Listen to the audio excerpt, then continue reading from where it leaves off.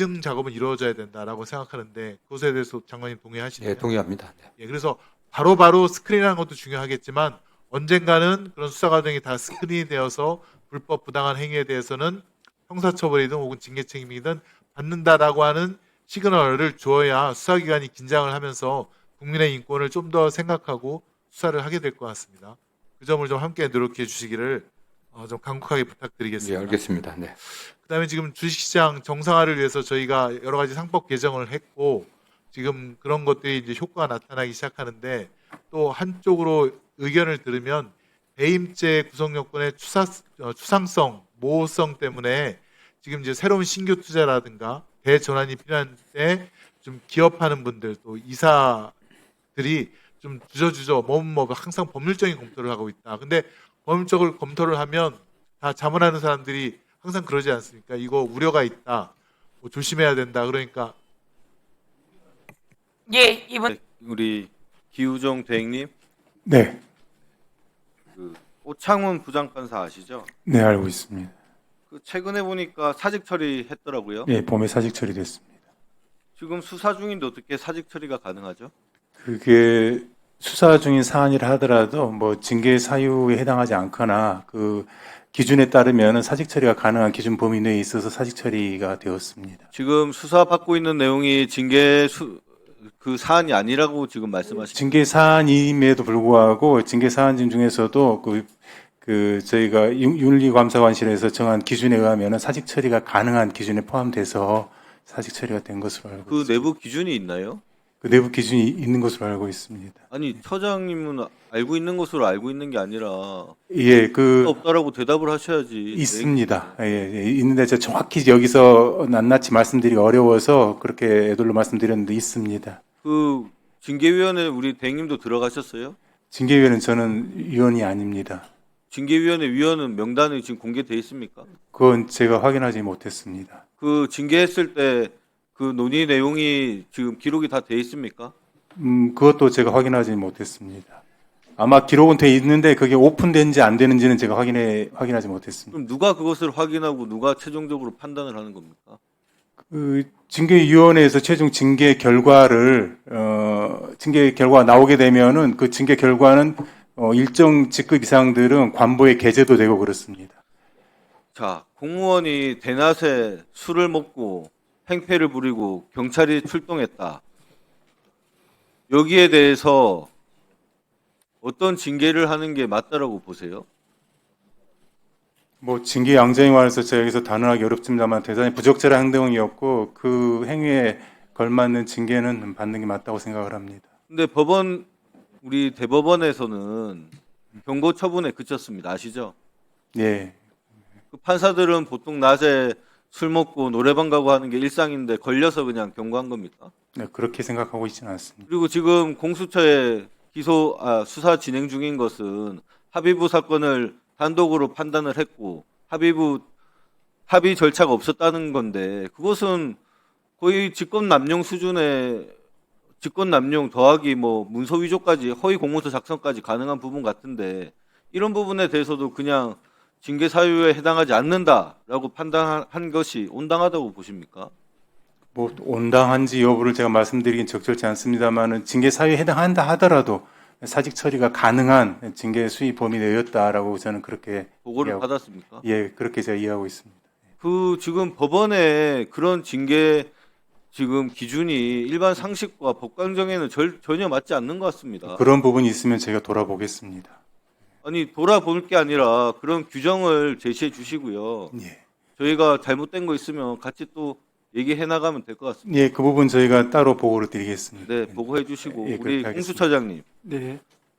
그 오창훈 부장판사가 지금 고발된 게 1년이 넘은 건지 아시죠? 네. 근데 뭐 아무 소식이 없습니다. 지금 나름대로 수사는 진행 중인 걸로 알고 있는데 우리 지금 뭐 의아는 지금 올라가 있지만 우리 그 법관들이 모든 범죄에 대해서 수사할 수 있는 건 아니고요. 그래서 의원님께서 지적하신 그 부적절한 행위 부분은 뭐 행패 부렸다든지 그 낮에 그 어떤 비행 이런 부분은 또 수사 대상이 아니고 그 나름 그 판결의 작성 과정에 어떤 그게 그런 지금 비위가 있는지 고발됐잖아요. 중심으로 보고 네. 있습니다.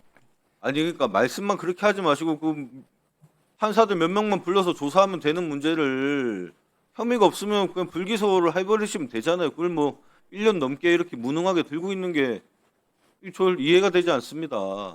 그런 부분 더 국민적 살펴보겠습니다. 관심사가 한동안 네. 높았었는데 지금 뭐 국민들이 좀 관심을 안 갖는다고 해서 그냥 사건을 사장시켜 놓고 있는 거 아닌가 그런 의심이 되는데 어떻습니까? 뭐 그렇지는 않습니다. 저희들 뭐 수사 대상이 고위공직자 범죄 이렇게 딱 제한이 있어가지고 법관의 모든 비위에 대해서 수사할 수 있는 건 아니니까 그런 제한 때문에 생긴 일입니다. 예. 아니 제한이 되면 다른데 이첩을 하시든지 해야지 그거를 무슨 들고 계신 그게 맞는 답변이 아니시잖아요 지금.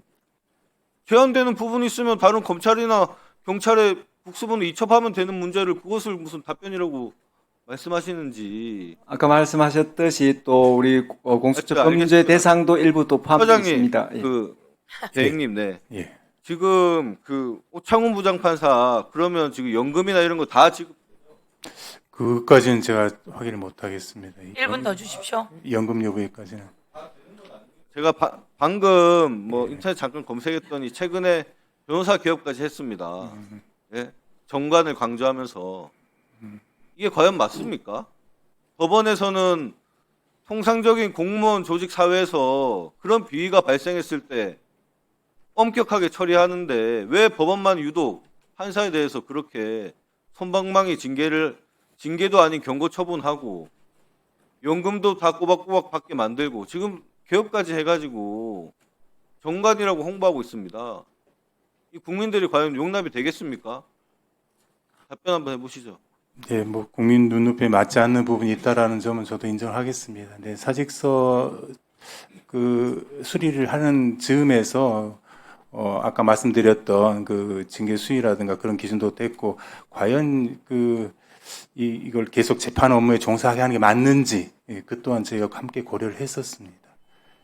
네, 추가적으로 보고 네, 알겠습니다. 예, 수고하셨습니다. 업무 시간에 술 마시고 노래방 가고. 그런데 우리 김동아 의원님이 다시 얘기하지 않으면 다 잊어버린 내용이에요. 잊어버리고만 기다리고 있었는지. 아니, 법원은 자기 가족은 하나도 조치를 안 취해요. 지난번에 여기 나와서 위증한 사례도 많지 않습니까? 지기현 판사도 마찬가지고. 계산서까지 다 나왔고 여자가 나오는 술집이란 얘기까지 다 나왔고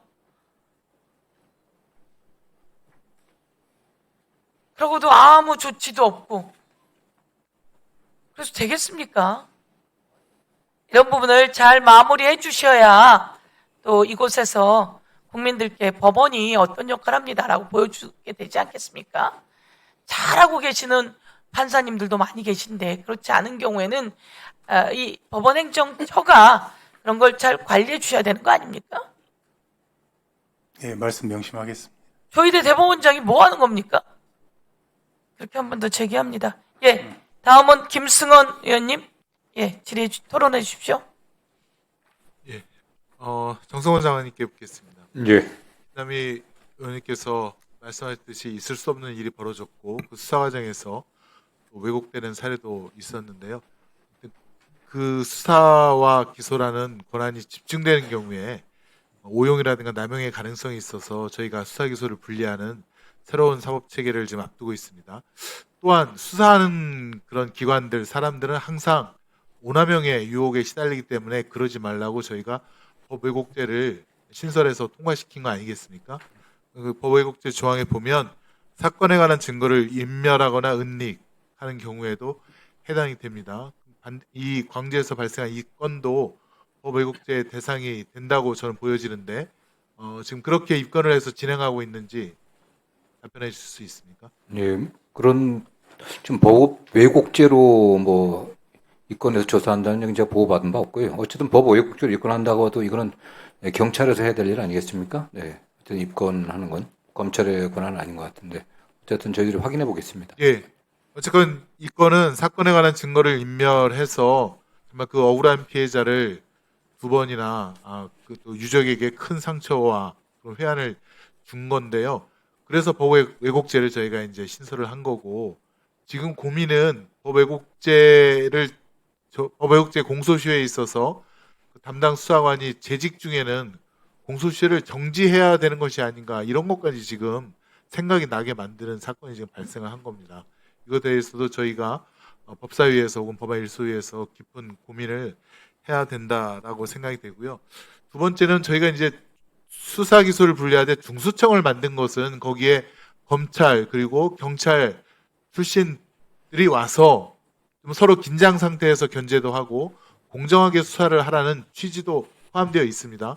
그런데 중수청에 검사 혹은 검찰 공무원들이 많이 지원을 해서 경찰 쪽 공무원들과 함께 그렇게 근무를 하는 것이 저는 바람직하다고 보여지는데 그런 방향으로 지금 진행이 되고 있는지 그에 대한 그 법무부 장관님의 어떤 의견을 좀 묻습니다. 지금 일선 검찰의 상황은 제가 정확히는 모르지만 이제 법무부에 나와 있는 검사들에게는 가능한 한 많은 검사들이 중수청으로 갔으면 좋겠다는 제 의견을 계속 피력하고 있습니다. 왜냐하면 중수청이 수사에 대한 대상인 범죄들이 중대하고 어려운 범죄들 아니겠습니까? 국가 전체에 영향이 큰 범죄들이기 때문에 법률 전문가이고 수사 전문가인 검사들이나 검찰 수사관들이 많이 갔으면 좋겠다라는 이야기를 많이 하고 있습니다. 예. 네. 그리고 오늘 의사일정 60이랑 문인석 의원이 대표 발의한 그 형사소송법 일부 개정 법률안을 보면 수사기관이 고소 고발인 및 피해자 등에 대해서 수사 진행 상황 등을 중간중간 통지하고 또 검사가 공소 제기를 했는지 또 공소 제기 후에 공판 일시 장소 재판 결과 등을 피해자 등의 신청이 없더라도 신속하게 통지한다. 이게 사실은 이제 정보의 투명성, 공개성을 갖다가 담보하는 건데 이것도 굉장히 그 중요한 법안, 그러니까 법률 개정 내용이라고 보여지는데 어떻습니까? 저는 뭐 입법 취지에 전적으로 공감합니다. 근데 이런 것을 위해서는 이게 실효성 있게 움직이기 위해서는 수사 과정, 그다음에 증거라든가 자료들이 전부 다 킥스라든가 어디에 다 전산화되어야 되는 것이 전제되어야 된다. 저는 이렇게 생각이 됩니다. 그렇습니다. 네네. 그러면 이 전산화되는 것에 혹시 예산이 얼마나 소요되는지 한번 추계를 해서 저희 의원실로 한번 보고해 주시기를 바라고요. 예, 그렇게 저는 하도록 사실 수사 전 과정 그리고 수사에 나타난 모든 자료라든가 이런 것들이 다 기록되고 보관되고 그다음에 사후라도 수사 마친 후라도 당사자나 이해관계인의 요청이 있으면 사후 검증을 통해서 누가 지연에 대한 책임이 있는지 또 오용에 대한 책임이 있는지 남용을 했는지에 대한 그런 검증 작업은 이루어져야 된다라고 생각하는데 그것에 대해서 장관님 동의하시나요? 예, 동의합니다. 네. 예, 그래서 바로바로 스크린하는 것도 중요하겠지만 언젠가는 그런 수사 과정이 다 스크린이 되어서 불법 부당한 행위에 대해서는 형사처벌이든 혹은 징계 책임이든 받는다라고 하는 시그널을 주어야 수사기관이 긴장을 하면서 국민의 인권을 좀 더 생각하고 수사를 하게 될 것 같습니다. 그 점을 좀 함께 노력해 주시기를 좀 간곡하게 예, 부탁드리겠습니다. 알겠습니다. 네. 그다음에 지금 주식시장 정상화를 위해서 저희가 여러 가지 상법 개정을 했고 지금 그런 것들이 이제 효과가 나타나기 시작하는데 또 한쪽으로 의견을 들으면 배임죄 구성 요건의 추상성, 모호성 때문에 지금 이제 새로운 신규 투자라든가 대전환이 필요한 때 좀 기업하는 분들 또 이사들이 좀 주저주저 항상 법률적인 검토를 하고 있다. 근데 법률적으로 검토를 하면 다 자문하는 사람들이 항상 그러지 않습니까? 이거 우려가 있다. 뭐 조심해야 된다. 그러니까 예, 2분 더 드리십시오. 항상 걸린다고 합니다. 그 부분이 이 배임죄를 구성 요건을 좀 명확하게 하거나 혹은 상법상 특별 배임죄는 삭제되어야 되지 않느냐, 폐지돼야 되지 않느냐. 저는 그런 생각을 갖고 있는데 혹시 장관님의 의견 있으십니까? 저희 그 법무부에서도 거의 뭐 1년에 지난해 뭐 이때쯤부터 시작을 해갖고 배임죄에 관해서 많은 연구를 하고 있고요. 어느 정도 안은 일단 크게 나와 있습니다. 배임죄를 폐지하고 별개의 그 독립된 그 특별법을 만드는 안도 있고 아니면 배임죄 규정을 갖다 좀 명확하게 하는 안이 있는데 최종적으로 지금 저희 용역도 좀 마무리 단계에 있기 때문에 결과가 나오면 국회에도 보고를 하도록 하겠습니다. 또 어차피 최종적인 안이 나오면은 또 정부 내에서 협의를 거쳐갖고 또 국회에 보고를 해야 되기 때문에 입법 준비를 위해서 저희들 그 준비를 좀 하고요. 어쨌든 결과 나오는 대로 바로 국회에 보고를 하도록 하겠습니다. 네. 예. 그리고 이제 배임죄가 이게 이제 예컨대 그 지방자치단체장까지 확대되는 경우가 지금 보이는데요. 지금 사실은 합리적인 정보에 기초해서 공공의 목적을 위한 것이라면 그것이 설령 어느 한 측에 손해가 되고 또 어느 한 측에는 이익이 되는 경우를 단순히 경제적으로 비교해서 판단할 것은 아니지 않는가 그런 생각이 들기 때문에 그 점을 저희가 이제 개정안으로 냈는데 그것에 대해서 함께 검토해 주시기 예, 그러고 있습니다. 네. 예, 법원 기우정 차장님에게 묻겠습니다. 예, 지금 대법관 한 분이 결원이죠. 네, 구석이죠. 그렇습니다. 예. 언제 제청하실 겁니까? 뭐, 지금 사건 처리가 지연된다고 늘 국회에서도 예. 사건 관계자들도 난리인데 이거 너무 일을 태만히 하시는 거 아닙니까? 이게 뭐 협의가 전혀 없었다는 말씀은 아닙니다만 더 노력하도록 하겠습니다. 아니 어쨌건 임명권자는 대통령이신데 예. 제청권자가 너무 본인의 의사만을 그러니까 그 본인의 의사만을 갖다 주장하는 것은 그것은 바람직하지 않다고 보여집니다.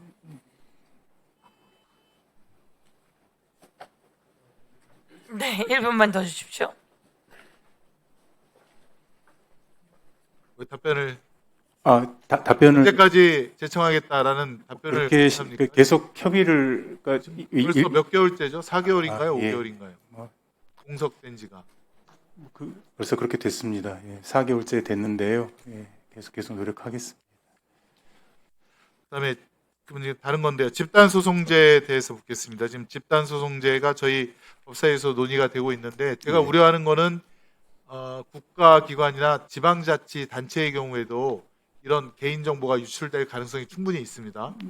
그런 경우에 집단 소송제를 통해서 근데 손해배상의 그 대상자가 확대되거나 하면 범위가 넓어진 경우에 이 지자체의 그런 재정 파산까지 이를 수도 있는 게 아니냐 이런 좀 우려가 있는데 그런 거에 대한 검토는 어떻습니까? 그 집단 소송제에 관해서 소위에서 행정처가 드린 의견은 방금 말씀하신 부분까지는 사실 지금 검토가 안 되어 있고요. 소급표 부분에 관해서 좀 우려를 했었습니다. 그 부분에 관해서도 저희가 법안이 나오면은 정식으로 검토를 하도록 하겠습니다.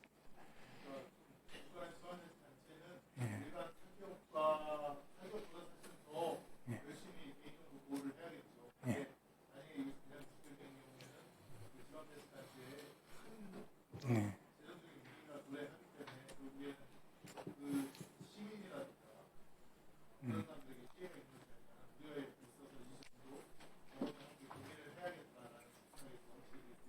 예, 잘 알겠습니다.